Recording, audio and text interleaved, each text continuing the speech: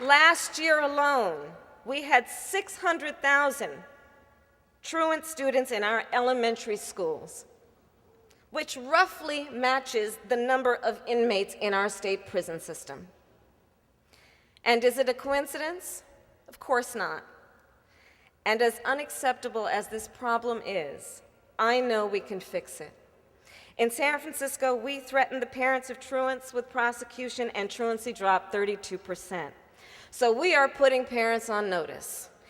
If you fail to take responsibility for your kids, we are going to make sure that you face the full force and consequences of the law.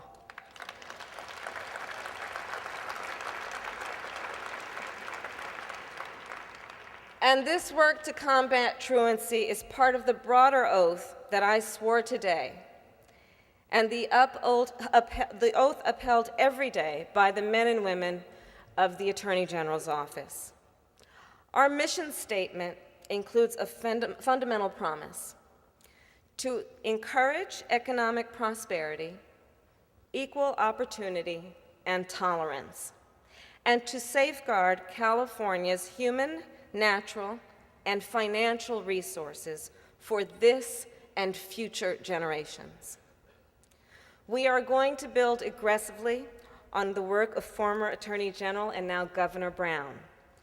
Through the Public Rights Division, our office will remain a strong advocate in the enforcement of our environmental and consumer protection laws.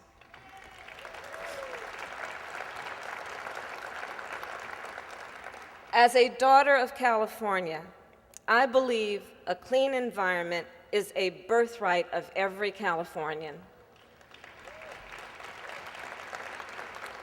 And I will aggressively defend AB 32, and I will make sure that the people of California are not dictated to from the boardrooms of big oil.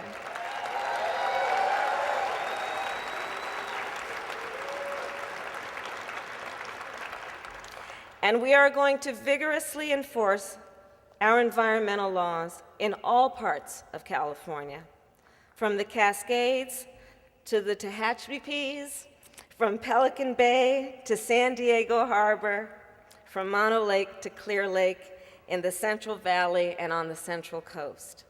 And to do that, we are going on the road literally, taking the resources of our office out to smaller counties who want our help in enforcing California's environmental and consumer protection laws. One thing is crystal clear. With over 2 million unemployed workers and the third worst foreclosure rate in the country, too many of our people are hurting. They need to know they can look to this office to fight for them. For the working men and women of this state, you can count on this office to vigorously enforce our state's labor laws.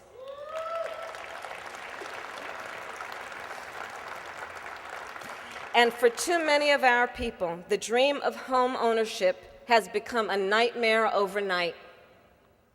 We will aggressively pursue any companies and individuals scamming innocent homeowners with mortgage fraud and false rescue services that rob Californians of their assets and their dignity.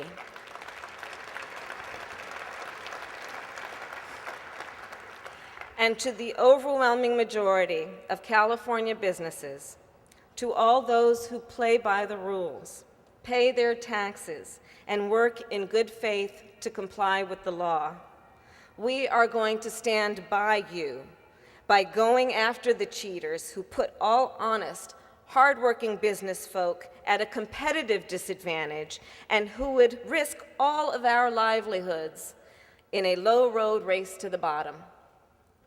Greed and dishonesty should not and will not pay in the Golden State.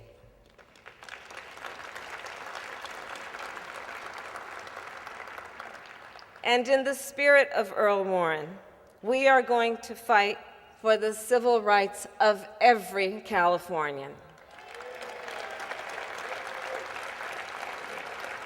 To worship as you will, to live and work where you choose, and to marry the person you love.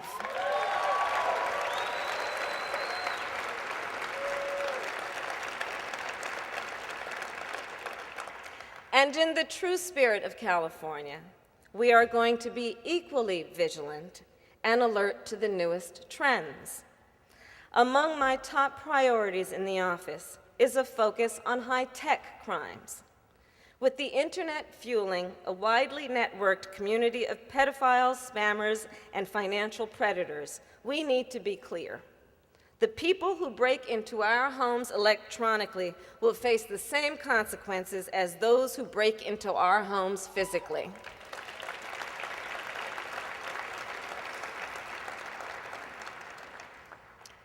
Californians ultimately, being smart on crime is about doing more, preventing, and less reacting.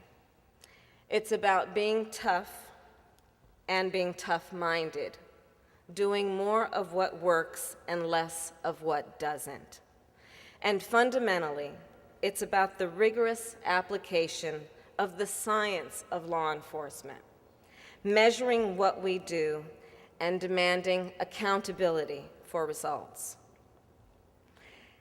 Now, in closing, I owe a special thanks today to my mother, Shamala Harris.